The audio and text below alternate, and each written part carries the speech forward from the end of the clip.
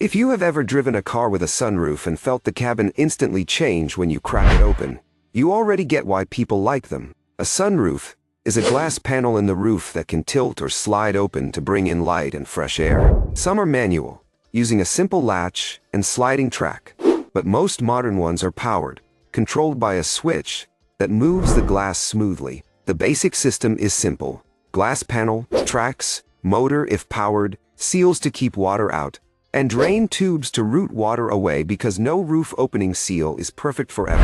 That last detail is the part most drivers forget.